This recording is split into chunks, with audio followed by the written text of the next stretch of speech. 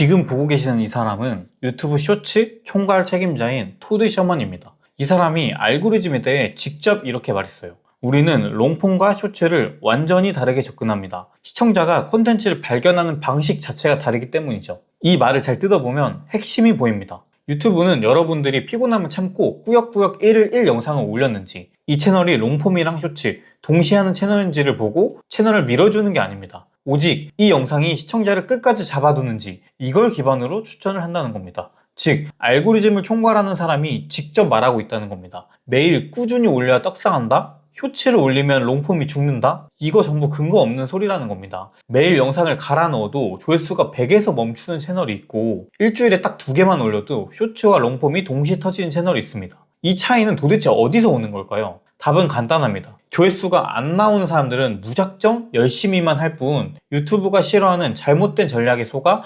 헛고생하고 있기 때문입니다. 오늘은 여러분들의 채널을 서서히 죽이고 있는 잘못된 쇼츠 루머 4가지를 정확하게 바로잡아 드릴게요. 첫 번째로 가장 많이 퍼지는 루머예요. 쇼츠를 올리기 시작하면 롱폼 알고리즘이 노출을 줄인다. 이게 아예 근거가 없는 말은 아니에요. 2024년 한 학술 연구에서 논문이 하나 나왔어요. 250명의 크리에이터를 분석한 결과 쇼츠를 도입한 채널의 롱폼 조회수와 참여도까지 떨어졌다는 결과가 나왔거든요. 근데 이 연구에서는 한 가지를 안 봤어요. 그 250명이 쇼츠와 롱폼의 영상 주제를 맞췄는지, 롱폼 업로드를 유지했는지, 쇼츠를 시작했다와 롱폼이 떨어졌다가 같이 일어난 현상이라는 거지, 쇼츠 때문에 떨어졌다는 건 아닌 거예요. 그리고 결정적으로 2025년에 유튜브가 구조 자체를 바꿨어요. 쇼츠 추천 엔진을 롱폼에서 완전히 분리했다는 겁니다. 쇼츠에서 뭘 하든 롱폼 추천에 영향이 안 가게 바뀌었다는 거예요. 아예 다른 시스템으로 분리를 했습니다. 유튜브 쇼츠 총괄 책임자인 토드 셔먼이 유튜브 공식 채널에서 이걸 직접 설명했어요.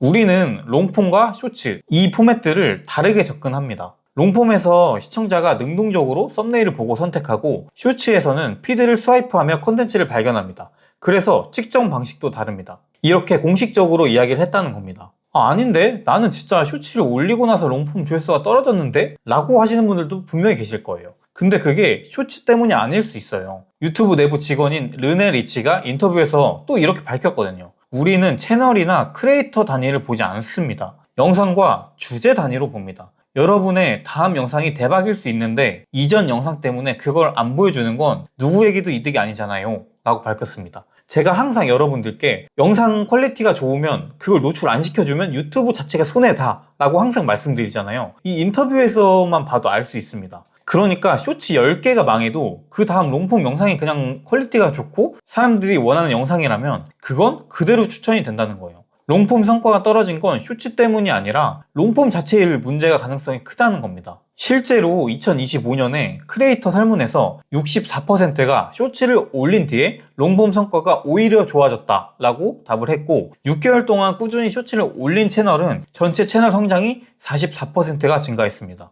실제로 맥 데디건이라는 크리에이터는 쇼츠로 먼저 사람들의 관심과 발견이 된 다음에 거기서 롱폼으로 자연스럽게 넘어오는 전략으로 67만 구독자를 모았고요. 브레이브 와일 더니스라는 크리에이터는 쇼츠와 롱폼을 전략적으로 결합해서 13만 구독자와 2,700만 뷰를 달성했다라고 실제로 밝힌 사례가 있습니다. 그래서 롱폼과 쇼츠를 같이 했을 경우 뭔가 롱폼이 잘 안 되는 것처럼 보여지는 이유가 뭐냐면 총 3가지 정도예요. 첫 번째는 주제 불일치. 쇼츠에서는 트렌드 밈을 올리고 롱폼에서는 전혀 다른 주제를 다루면 쇼츠 구독자가 롱폼에 반응을 안 한다는 거예요. 알고리즘이 이 채널 구독자가 이 영상에 관심이 없네? 하고 노출을 줄인다는 겁니다. 아니 근데 유튜브 잘 보다 보면은 주제가 전혀 다른데 둘 다 잘 되는 채널도 있는데요? 맞아요, 있어요. 저도 그런 채널이 어떤 채널인지 알고 있습니다. 롱폼, 숏폼 각각이 충분히 좋으면 알고리즘이 각각의 시청자를 따로 찾아줘요. 아까 르네 리치가 말한 것처럼 영상 단위로 보니까요.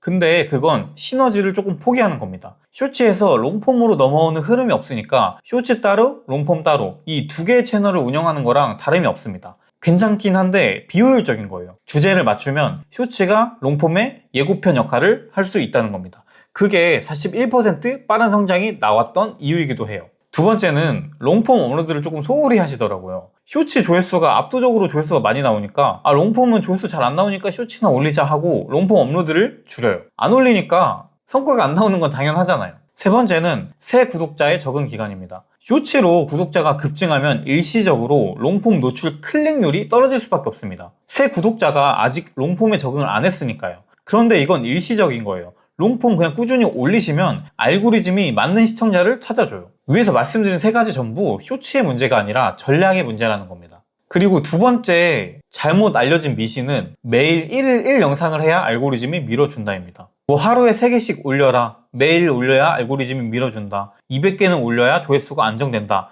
이런 이야기들이 있습니다. 이거에 대해서 유튜브가 뭐라고 했냐면 업로드 빈도와 타이밍은 쇼츠 알고리즘의 직접적인 랭킹 요소가 아닙니다 라고 유튜브가 직접 이야기했다는 거예요. 쇼츠 알고리즘은 이 크리에이터가 얼마나 자주 올리는지는 안 봐요. 이 영상이 처음 노출되는 테스트 시청자들에게 어떤 반응을 얻었는가를 본다는 겁니다. 쇼츠 알고리즘은 일종의 테스트예요. 새 쇼츠를 올리면 소규모 시청자들에게 먼저 보여줘요. 반응이 좋다는 건 그 영상을 끝까지 보는 완주율, 그리고 2번, 3번 반복해서 시청하는지, 그리고 좋아요, 댓글, 공유, 반응이 많으면 더 넓은 시청자들에게 확정합니다. 하지만 반응이 안 좋다면 거기서 멈춰버린다는 거예요. 이게 올린 지 1시간 만에 결정되는 것도 아니에요. 쇼츠는 올리고 몇 주, 심지어 몇 달 뒤에도 바이럴이 될 수 있습니다. 유튜브는 쇼츠를 최신순으로 랭킹하지 않아요. 그러면 적정 빈도수가 뭐냐고? 이렇게 생각하시는 분들 있죠? 대부분의 성공적인 크리에이터가 주에 3개에서 7개를 올린다고 합니다. 더 많이 올리면 올릴수록 알고리즘이 밀어주는 게 아니라 그냥 단순히 히트 칠 확률이 늘어나는 거예요. 10개 올리면 1개 터질 확률이 3개 올릴 때보다 높으니까. 근데 여기서 핵심은 이 확률을 높이기 위해 양을 올릴 때 질을 포기하면 역효과라는 거예요.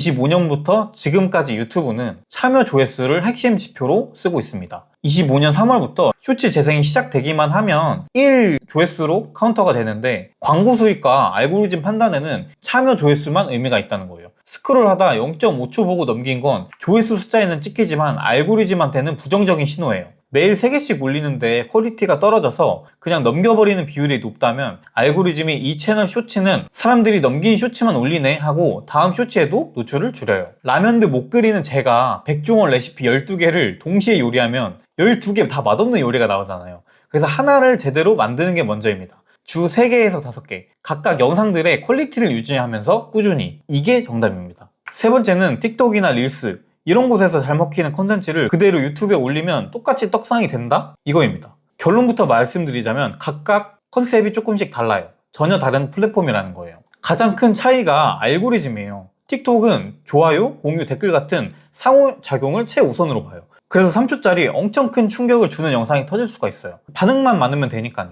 유튜브 쇼츠는 조금 달라요. 끝까지 봤느냐를 봐요. 완주율과 시청시간이 핵심이라는 거예요. 틱톡에서 터진 3초 충격 영상을 유튜브 쇼츠에 그대로 올리면 사람들이 3초 보고 넘기니까 완주율은 높아도 시청시간이 짧아서 알고리즘이 안 밀어준다는 겁니다. 그리고 결정적인 차이는 틱톡은 롱폼이 없잖아요. 그래서 유튜브의 경우 쇼츠로 관심을 끌고 롱폼으로 내 내용에 대해서 깊게 보여주고 커뮤니티와 소통도 가능하고 멤버십이나 상품 홍보도 롱폼으로 가능하죠. 하지만 틱톡에서는 이 흐름 자체가 불가능하다는 거예요. 쇼츠를 틱톡이나 인스타 릴스처럼 하면은 이 생태계를 통째로 포기하는 것과 똑같습니다. 네 번째 미신은 쇼츠로 모은 구독자는 가짜 구독자다입니다. 이 말이 어디서 나왔냐면요, 같은 채널에서 쇼츠를 보는 시청자와 롱폼을 같이 보는 시청자가 약 10%라는 데이터가 나왔어요. 맞아요. 이 숫자 자체는 사실이 맞습니다. 근데 여기서 가장 중요한 맥락이 빠져 있다는 거예요. 이 10%가 굉장히 낮은 것처럼 보이지만 그게 쇼츠의 문제가 아니에요.